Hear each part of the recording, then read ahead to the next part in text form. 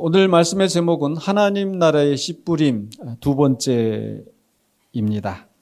하나님 나라의 씨뿌림인데, 이 하나님의 나라는 우리 예수님의 사역, 예수님이 기적을 행하시고 또 여러 가지 말씀으로 가르치셨는데, 그 예수님의 사역의 가장 핵심이 바로 하나님 나라였습니다.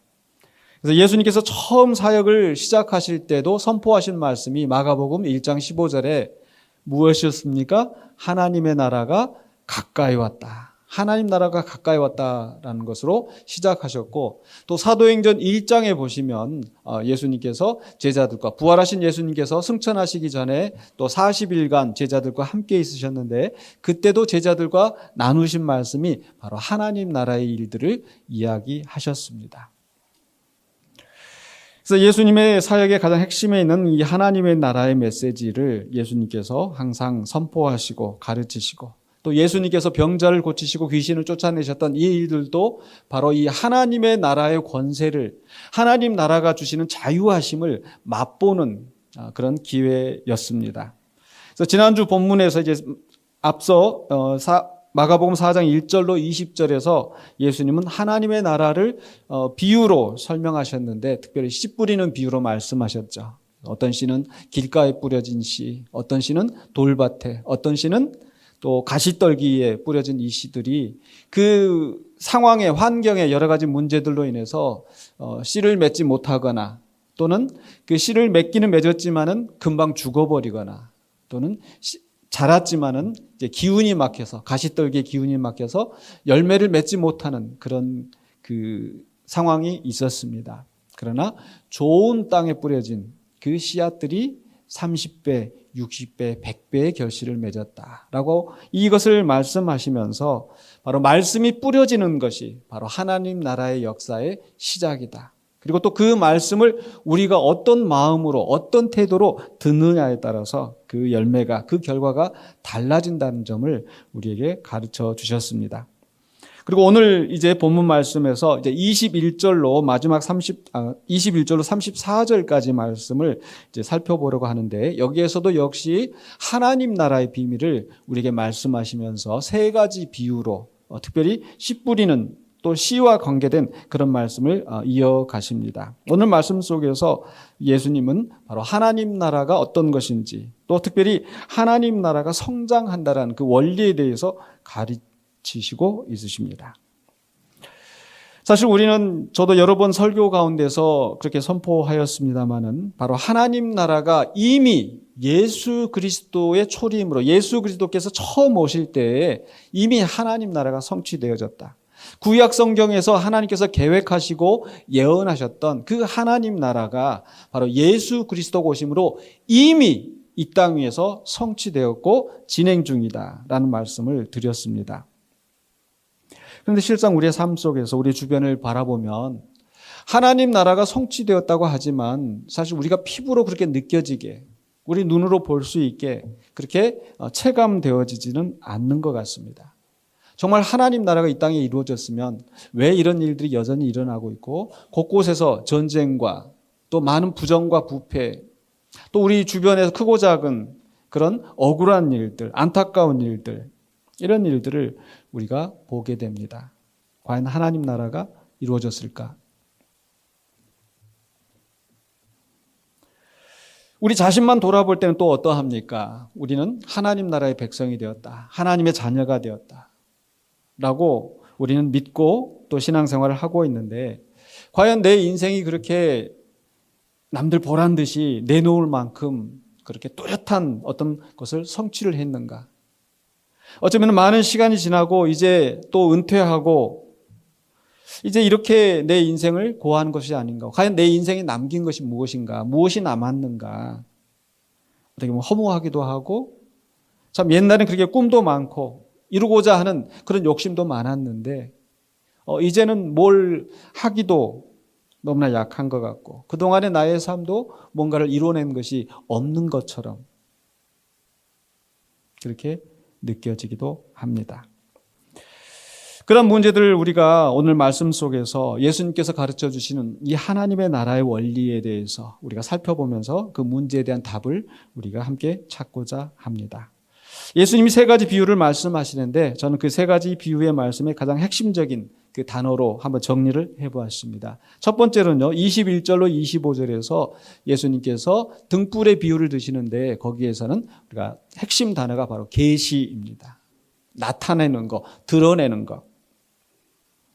하나님의 나라는 결코 감추어져 있지 않고 드러나는 나라라는 것이죠. 21절, 22절 보실까요? 거기 보면은 예수님께서 비유로 말씀하십니다. 사람이 등불을 가져오는 것은 말 아래에나 평상 아래에 두려함이냐 등경 위에 두려함이 아니냐. 드러내려 하지 않고는 숨긴 것이 없고 나타내려 하지 않고는 감추인 것이 없느니라. 지금은 등불을 보는 것이 참 쉽지 않은데 저 어렸을 때만 하더라도 그 시골에 가면은 그 등불 이렇게 그 하얀 그 사기 조각 같은 거에가 그 알코올 이렇게 그 나오는 심지가 있어가지고 그런 등불을 켤 때가 있었습니다. 또 이렇게 유리였는가요? 그 유리 같은 거에 있어가지고 거기도 등불이 있었고 아마 어렸을 때나 이렇게 그 옛날 아마 기억들이 아마 나실 겁니다. 근데 그런 등불을 켤 때에 가려놓고 그 등불을 야 이거 빛 새 나간다 가려놓고 이렇게 하시는 경우는 아마 없을 거예요. 등불을 켜는 것 자체가 드러내기 위해서. 우리 예수님이 이 어두운 세상에 빛으로 오신 예수님, 그분이 오셔서 하나님의 나라를 선포하시고 하나님의 나라를 이 땅에서 성취하시는 거예요. 그게 드러내시는 겁니다. 예수님께서 비유를 하시는 것도 외인들에게는 이것이 감추어진 것이다 라고 말씀하시지만 사실은 이 오늘 말씀 속에 있는 것처럼 드러내려 하지 않고는 숨긴 것이 없다. 사실은 드러내기 위해서 보관해 둔 것이고 드러내기 위해서 비유로 말씀하시지만 제자들에게는 또 해석하여서 그것을 나타내시는 거죠. 그런데 그것이 사실 아주 작은 이 등불 로 비유하시는 것도 참 의미가 있는 것 같습니다. 왜 그러합니까? 하나님 나라의 말씀, 하나님 나라의 복음이 정말 그렇게 작은 불빛처럼 시작되었기 때문입니다. 예수님께서 이 말씀을 선포하실 때 상황을 한번 생각해 본다면 그 당시에 이 이스라엘은 로마의 박해 아래, 지배 아래 놓여 있었고 그 속에서 예수님이 하시는 것은 그저 힘없는 변방의 한 작은 목소리에 불과했었습니다. 예수님의 말씀을 선포하시고 사역을 행하실 때도 그 제자들이 따르는데 겨우 12명. 그들도 그저 평범한 어부들, 사람들에게 손가락질 받는 세리, 죄인들. 이런 사람들이 모여서 뭘 할 수 있을까?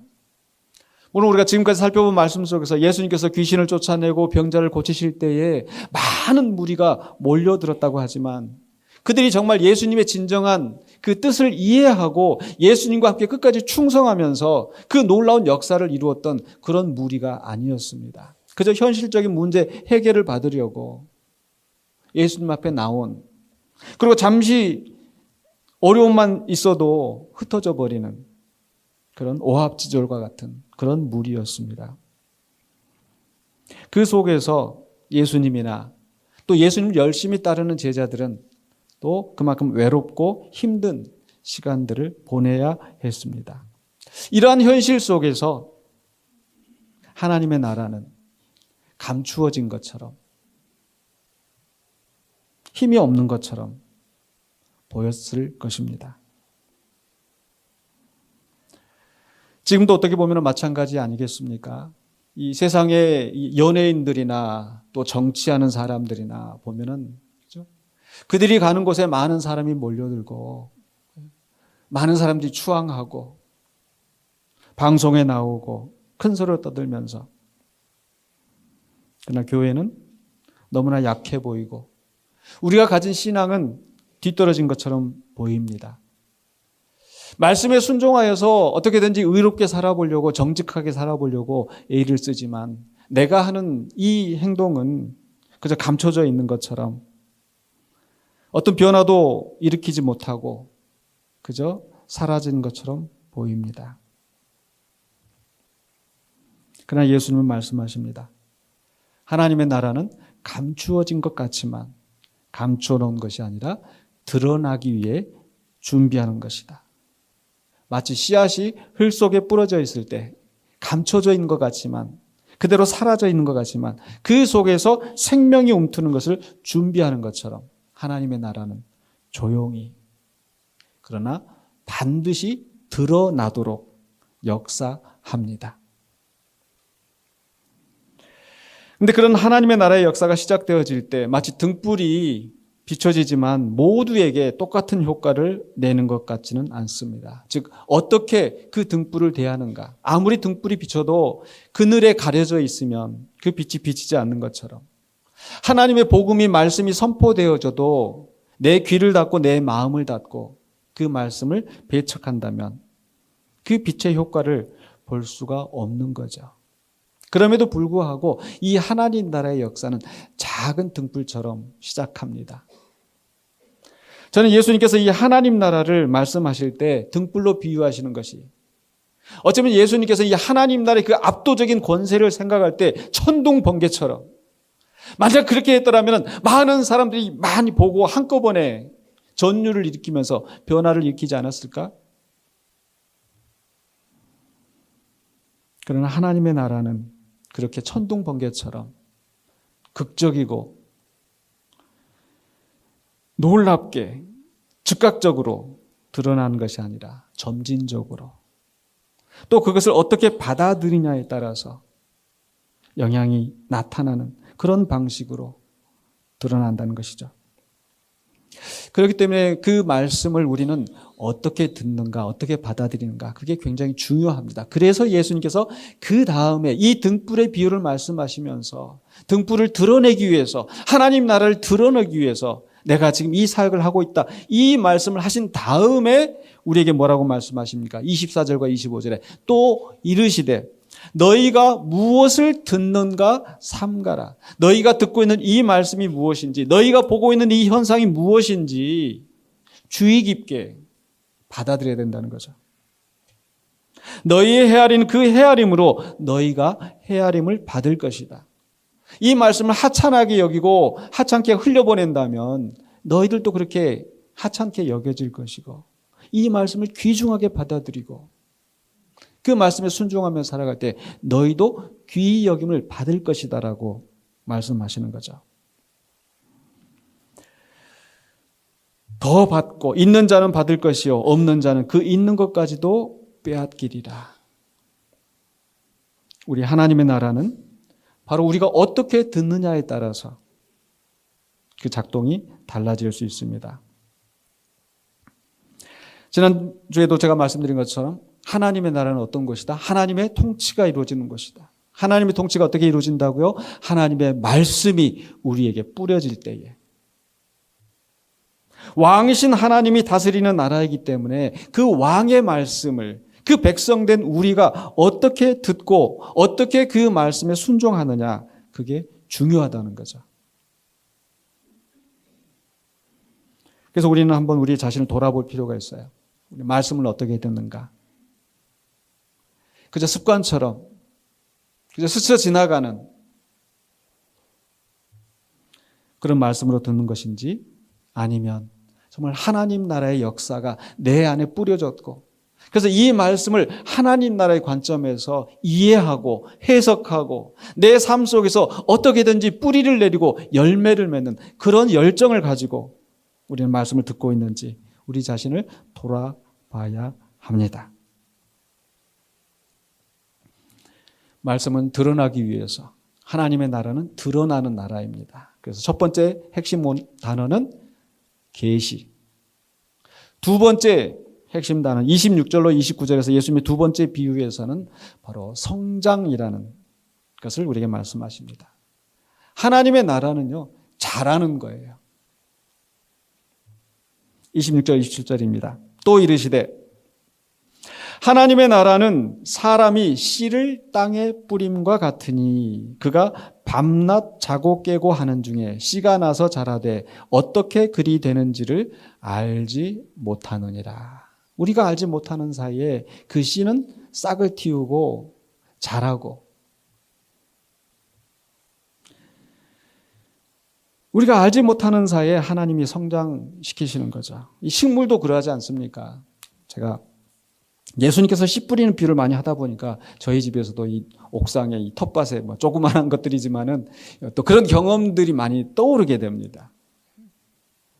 그 집사람이 이렇게 씨를 뿌려놓고 나면은 어느 순간에 이렇게 올라가서 보면은 뭔가 파릇파릇하게 싹이 돋는 모습. 근데 그 씨가 이렇게 나오는 것을 여러분 혹시 보신 적 있어요? 아마 텃밭이나 이런 걸 해보신 분들은 아마 경험하실 거예요. 야, 언제 이게 나왔었지? 한 번은 저희 아이들 어렸을 때 집사람이 이제 그 조그만 화분 같은 데다가 이제 파를 심었어요. 근데 파가 이렇게 나와가지고 있는데 저희 아마 셋째였는지 넷째였는지 이게 신기했었나 봐요. 어느 날 보니까 이 파가 다 뒤집어져 가지고 이렇게 뽑아가지고 다 뒤집어져 있었더라는데 나긴 나는데 언제 이렇게 나왔지? 또 올해도 저희들이 그 옥상에서 이렇게 맛있게 또 재미를 본 것 중에 하나가 오크라라고 하는 식물 혹시 들어보셨습니까? 오크라라고 하는 게 있는데 우리 고추처럼 생겼는데 속에 그 씨 이렇게가 있어서 그거 이제 볶아서도 먹고 하는 건데 집사람이 이거 빨리 가서 따야 된다고. 왜냐하면 이게 조금 더 자라면은 이게 뻣뻣해져 가지고 먹을 수가 없게 되는데 이게 진짜 아닌 게 아니라 보면은 그 다음에 조금 하는 것 같았는데 어느새 이렇게 커져가지고 손가락처럼 커지고 그래서 반드시 조금만이라도 크면 이게 따야 된다고 집사람이 막 서두르는 것을 봤습니다. 조금만 방심하면 확 자라있는 식물도 그러할진데 하물며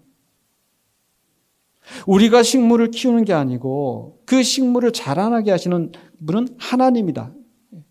우리는 물을 주고 우리는 씨를 뿌리고 하는 건데 그것을 자라나게 하시는 분은 하나님이시라고 말씀하잖아요. 하물며 하나님의 나라를 우리의 인간의 능력으로 키우겠습니까? 아닙니다. 하나님의 능력으로 하나님의 권세로 자라나게 하시는 줄로 믿습니다. 그래서 오늘 예수님의 이 비유는 굉장히 명확해요. 씨를 자라나게 하는 능력이 사람에게는 없습니다. 그러나 씨가 자라는 과정이 분명히 있는데 사람이 관찰할 수도 없습니다. 그렇지만 씨는 반드시 자라난다는 거예요. 28절, 29절에도 뭐라고 말씀합니까? 땅이 스스로 열매를 맺되. 하나님을 모르는 사람이 보면 땅에서 열매가 나는구나 라고 생각하는데 사실은 하나님께서 그 땅을 통해서 열매를 맺게 하시는 거죠. 자라게 하시는 거죠. 처음에는 싹이요. 다음에는 이삭이요. 그 다음에는 이삭의 충실한 곡식이라 열매가 익으면 곧 낫을 대나니 이는 추수 때가 이르렀습니다. 그래서 하나님의 나라는 작은 씨앗에서부터 시작하지만은 이삭을 맺고 곡식이 되고 열매가 맺어지고 그리고 마지막에 추수가 이른다. 즉 하나님의 나라가 이미 예수 그리스도에게서 시작되었고 성장하고 있고 자라고 있고 그리고 마지막 주님 오실 때에 하나님께서 완전한 하나님의 나라를 이 땅에 이루신다라는 거죠. 그게 하나님 나라의 성장의 원리예요. 그래서 이미 시작되었습니다. 근데 우리 눈에 급격하게 보이지는 않는 것 같습니다. 그러나 그 하나님의 나라는 성장하고 있습니다.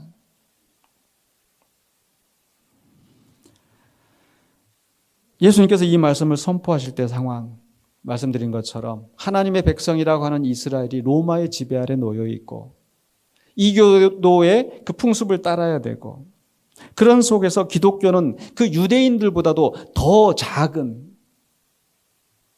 분파로 자리매김을 하게 되는데 예수님의 생애만 돌아보더라도 예수님께서 그 놀라운 이적, 우리 성경에서 기록된 놀라운 이적을 행하셨는데 그 정도 행하셨으면 세상에서 떵떵거리고 권세를 누리고 엄청난 부를 누리고 하셔야 될 터인데 예수님 생애 동안에 인자는 머리 둘 곳도 없다. 여기저기 떠돌아다니시면서 그 마지막은 어떠했습니까? 우리 세상의 시각으로 보면은 그렇게 엄청난 일을 했다고 하는 그 사람이 결국 십자가에서 가장 처참하게 죽지 않았습니까? 그리고 우리는 신앙 가운데서 그분 부활하셨고 승천하셨던 것을 우리는 믿고 있지만 그러나 세상 사람들 보기에는 그저 세상에서 의미 없이 사라진 것처럼 보이는 거예요. 제자들은 어떠합니까? 예수님의 뜻을 따라서 말씀을 선포하고 성령 받고 곳곳에 다니면서 복음을 증거하는데, 그렇다고 세상이 급격하게 변했느냐? 아니요. 그들이 가는 곳에 항상 매를 맞고 감옥에 갇히고, 히브리서에 기록된 말씀처럼 바로 그 로마의 박해 아래서 칼로 배임을 당하고 돌에 맞아 죽고 짐승에게 찢김을 당하고 가족들에게 버림받고 따돌림 당하고, 그게 그 1세기의 초대 기독교의 모습이었습니다. 그러나 300여 년 만에 우리 세계사에서 로마가 기독교를 공인하였던 것이, 그 불과 300년이 지나지 않아서 로마가 기독교를 국교로 받아들이게 되고, 그리고 모든 길은 로마로 통한다고 그랬는데 바로 그 로마의 모든 길들을 통해서 복음이 땅끝까지 선포되어지고 확산되어지고, 그래서 그 복음이 우리에게까지 오게 된 거예요. 우리나라에서도 복음을 받아들이던 그 초기 역사에 어떠했습니까? 소수의 사람들이 그 복음을 받아들이고, 또는 그 복음을 전하러 오는 선교사들이 죽임을 당하고 핍박을 당하고, 그게 불과 지금 150년이 채 안 되는 그런 역사인데, 어느 순간에 보니까 곳곳에 교회가, 우리 군산시, 익산시만 하더라도 기네스북에 오를 만큼 이 조그마한 그 지역사회에서 그 면적에 비해서 교회 수가 가장 많은 곳으로 이름을 올릴 정도로.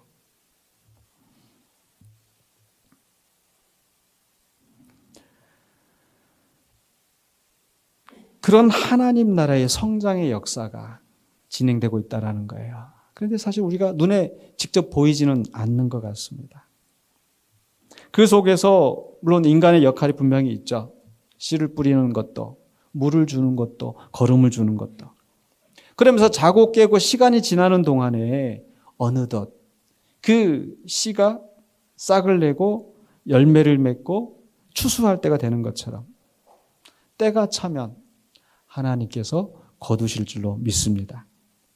그래서 우리가 이 말씀을 통해서 기억해야 되는 것은, 하나님 나라는 성장하는 것이고, 그 성장은 우리의 조급함이나 우리의 능력에 달려있는 것이 아니라 하나님께서 하시는, 하나님의 주권 아래서 이루어지는 일이라는 겁니다. 그럼에도 불구하고 우리는 조급할 때가 많아요. 왜 내 가정에는 변화가 없을까? 내 남편은, 내 아내는, 내가 이렇게 열심히 기도하는데, 내 자녀들은, 내가 기도하는 것은 왜 이렇게 응답이 더딜까? 내가 정말 사람들 앞에 내놓을 만한 열매도 없이 나이만 들고 여기까지 왔는데, 어쩌면 내 살 날이 이제 얼마 남지 않았는데, 과연 하나님께서는 나를 통해 일하셨을까? 하나님은 나를 쓸모있다 하셨을까? 그런 의심이 들고 확신이 우리에게 있지 아니할 때 예수님은 분명히 말씀하십니다. 땅이 스스로 열매를 맺되, 하나님께서 열매를 맺게 하신다라는 거예요. 보이지 않아도 잘하고 있습니다. 하나님의 나라는 느리지만 그러나 반드시 성장한다라는 것을 우리는 믿어야 합니다. 그래서 우리가 한 작은 기도가 그저 공중에서 흩어지는 것이 아니라 그 기도의 씨가 되어서 그 씨를 자라게 하실 줄로 믿습니다. 언제? 하나님이 정하신 때에. 우리가 자녀들을 생각하면서 흘린 눈물, 가정을 생각하면서 속상하면서 그렇게 흘렸던 눈물이 또 거름이 되고 그렇게 자라나게 하실 줄로 믿습니다.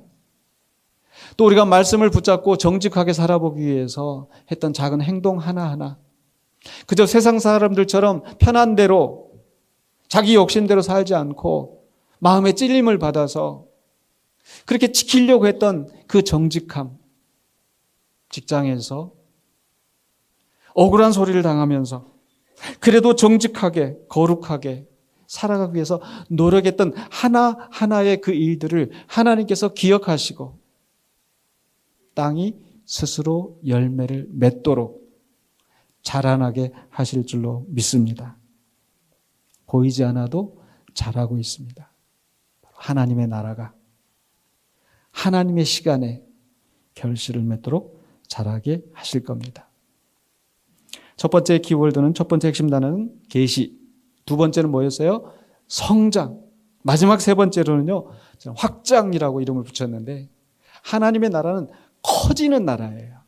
그냥 성장해가지고 겨우 이만큼 있는 게 아니라 엄청나게 커지는 나라이다. 30절에 예수님 말씀하십니다. 또 이르시되 우리가 하나님의 나라를 어떻게 비유하며 또 무슨 비유로 나타낼까? 하나님의 나라를 어떻게 나타낼까? 예수님 마음속에서는 그거밖에 없는 거예요. 생각이. 그 하나님 나라의 놀라운 진리를 알게 하고 싶은데, 그래서 예수님께서 비유를 드시는 거예요. 저도 어떻게든지 이 말씀을 좀 쉽게 하려고 해서 집안 얘기도 하고 제 경험도 얘기하고 비유로 하는 것처럼 우리 예수님도 그 심정에서 이 하나님의 나라를 어떻게 가르쳐주지? 그래서 예수님께서 하시는 말씀 마지막 세 번째로 31절 32절에 겨자씨 한 알과 같다. 하나님의 나라는 겨자씨 한 알과 같다. 땅에 심길 때는 땅의 모든 씨보다 작은 것이로되, 아마 이 겨자씨가 이 팔레스타인 그 지역에서 아주 작은 씨 중에 하나인 것 같아요. 그래서 가끔 뭐 이렇게 성지순례다 이스라엘에 이렇게 다녀오신 분들은 또 교인들에게 이렇게 줄 때 이렇게 겨자씨, 이거 겨자씨예요 하고 이렇게 주시더라고요. 가장 작은 씨인데 심긴 후에는 자라서 모든 풀보다 커지며 큰 가지를 내나니 공중의 새들이 그 그늘에 깃들일 만큼 되느니라. 여러분 한번 상상해 보세요. 작은 겨자씨가 싹이 나고 자라고 가지가 나고 거기에 새들이 깃들일 정도로 커지는 그 모습. 하나님 나라가 이 겨자씨와 같다는 거예요. 작게 시작하지만 크게 완성되는 나라. 새들이, 공중에 새들이 깃든다는 것은 무슨 의미입니까? 바로 온 세상 모든 민족이 하나님의 통치 아래 하나님의 구원을 받고 보호받는 그 세상이 온다라는 겁니다. 근데 그 시작은 어떠해요? 겨자씨처럼 작게 시작한 거예요. 예수님께서 갈릴리에서 그 사역을 시작하시면서 엄청난 프로젝트를 내걸고 성공적으로 뭔가를 이루신 게 아니잖아요. 그저 몇 사람, 몇 명 제자들 모아놓고 말씀의 역사를 시작하셨는데 그 역사가 지금 온 세상에 땅끝까지 복음이 선포되어지며 그 일이 계속 진행되고 있는 거예요. 하나님의 나라는 결코 어느 한 민족, 한 나라에 제한되지 않고 모든 열방과 모든 민족을 품게 커지는 나라인 줄 믿습니다. 그러나 그 시작은 겨자씨와 같이 아주 작아요. 그리고 그것이 어떻게 자라는지 우리는 피부로 느끼지 못할 수도 있어요.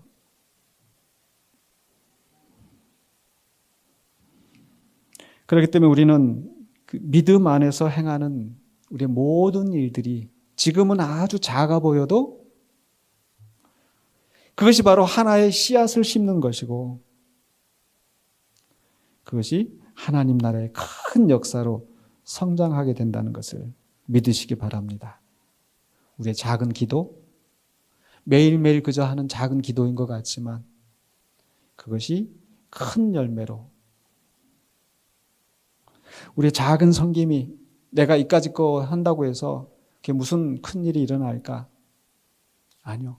예수님의 오병이어의 기적을 생각해 보면 그 떡 5덩어리, 물고기 2마리, 떡 5덩어리라고 해서 큰 게 아니고 어린 아이의 하나의 도시락에 불과한 그 정도의 도시락을 예수님께서 찾으실 때 예수님한테 갖다 드렸더니 예수님께서 그것을 통해서 5,000명을 먹이시고 배불리 먹이시고 12광주리를 남길 정도로 큰 역사를 이루시지 않습니까?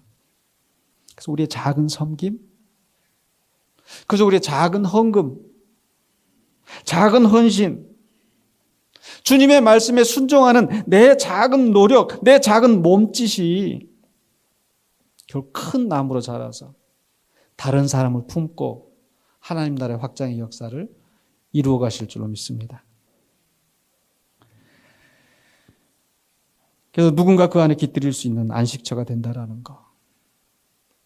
얼마 전에 본 그 드라마에서 그 아주 감동적인 그 대사가 나오는데, 그 직장에서 그 상사가 굉장히 엄하고 막 정말 냉철한 그런 그 상사였었는데, 그 부하 직원이 어려운 일을 당할 때 가서 이렇게 또 따뜻하게 또 배려해주고 도와주고 이렇게 하면서 그 한마디 말을 남기는데 그게 너무너무 막 가슴에 와닿았어요. 네가 기대고 싶은 어른이 필요할 때 나를 찾아라. 그 부하 직원 정말 어렵고 힘든 속에서 누구한테 말도 못하고 이런 상황이 있었는데, 네가 기대고 싶은 어른이 필요할 때 나를 찾아라.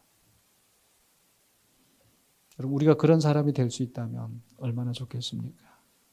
내 자녀들이, 내 손자 손녀가, 내 자식들이, 내 이웃들이, 내 형제들이 누군가에게 기대서 내 속을 털어놓고 싶을 때 그렇게 들어줄 수 있는, 또 품어줄 수 있는 우리가 된다면 얼마나 좋겠습니까? 여러분, 그런 분 경험해 보셨습니까? 저는 경험했습니다. 사실 우리 교회 사역할 때도 제가 정말 힘들고 어려울 때, 지금도 이 자리에 계시지만은 제가 그분의 마음에 부담이 갈까봐 공개는 못할 것 같아요. 정말 힘들고 무너져서 모든 걸 포기하고 내려놓고 싶을 때 제 얘기를 들어주시고 품어주신 분이 있으셨기 때문에 제가 포기하지 않고 여기까지 올 수 있었거든요.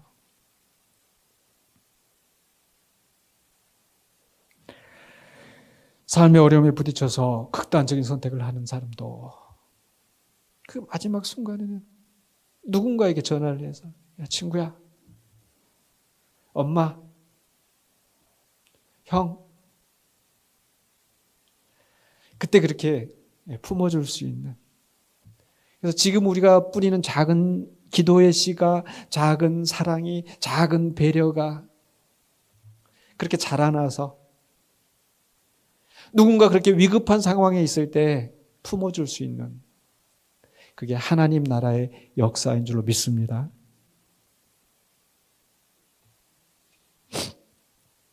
하나님 나라는 작은 시작이지만 큰 완성을 향하여 가는 것을 믿으시기 바랍니다.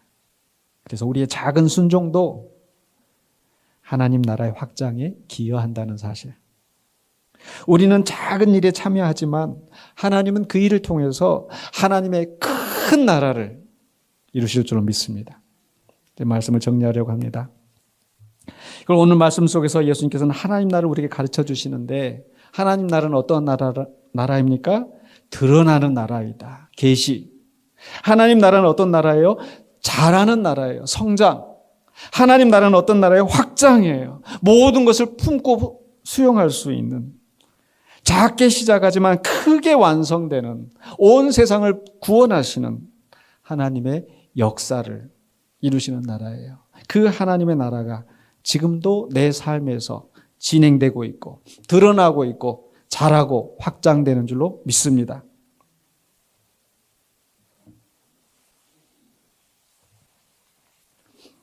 그 일을 위해서 우리는 어떻게 해야 됩니까? 바로 첫 번째가 하나님의 말씀을 내가 어떻게 듣는가. 들을 귀 있는 자는 들을지어다 라고 주님 말씀하시잖아요. 어떤 마음으로 내가 그 말씀을 듣고 그 말씀에 어떻게 반응하는가.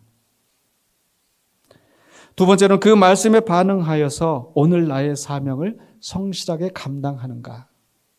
이것이 잘하는 것은 내 능력 밖의 일이지만 그러나 그것을 위하여서 하나님께서 우리를 부르시고 우리를 사용하시는데, 바로 그것을 위해서 내가 오늘 내 사명을 감당하고 있는지, 나의 작은 기도, 나의 작은 헌신, 나의 작은 사랑을 나누는 것, 세 번째로는요, 당장 눈앞에 열매가 보이지 않는다고 해서 조급해하지는 않는지, 또는 낙심해서 포기하고, 또는 나태해 있지는 않는지. 하나님의 나라는 진행되고 있고 잘하고 있고 역사합니다. 그래서 우리는 성실하게, 바로 이제 마지막 네 번째로, 오늘 내가 심을 작은 하나님 나라의 겨자씨는 무엇인지 하나라도 또 그것을 실천하며 나아가는 우리가 되어야 될 줄 믿습니다. 그래서 이 시간에 우리가 이제 말씀을 마무리하면서 우리 함께 기도하기를 원합니다.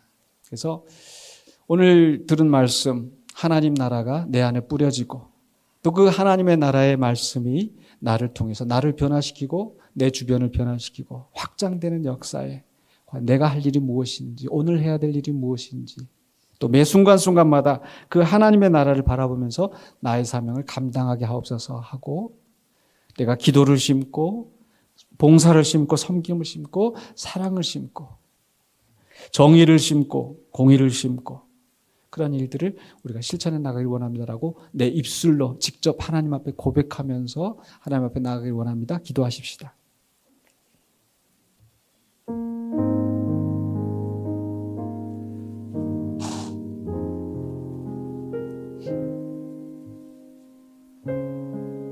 아버지, 감사합니다. 주님, 이 시간에 주님에게 찾아오셔서 우리에게 하나님 나라를 알게 해주시고 하나님 나라의 자녀로 살게 해주시고 구원받은 하나님의 백성을 있게 하시니 감사합니다. 그 시작된 하나님 나라의 역사가 나를 통해서 또 오늘도 확장되고 선포되는 줄 믿습니다. 변방에서 작은 곳에서 있는 나이지만 나를 통해서 어떤 일을 이루시는지 그 놀라운 역사를 바라보면서 우리가 나아가는 우리가 되길 원합니다. 때로는 낙심하고 때로는 조급해하고 때로는 나태해져서 내 열심을 다하지 못했던 것을 고백하오니 주님 용서하여 주시고 오늘 내가 심어야 될 이 작은 일들을 심고 그 열심히 다 나아갈 수 있도록 우리가 되게 해주시옵소서. 주님 주님해 주시옵소서. 주님 주시옵소서.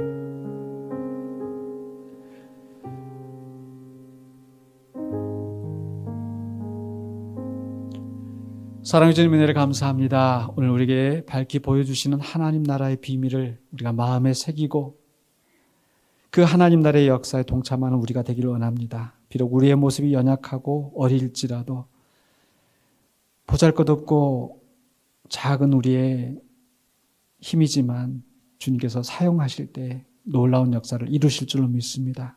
주님께서 이루실 그 날의 소망을 바라보면서 오늘도 우리의 사명을 열심히 감당하는 우리 모두가 되게 하여 주시옵소서. 예수 그리스도 이름으로 기도하옵나이다. 아멘.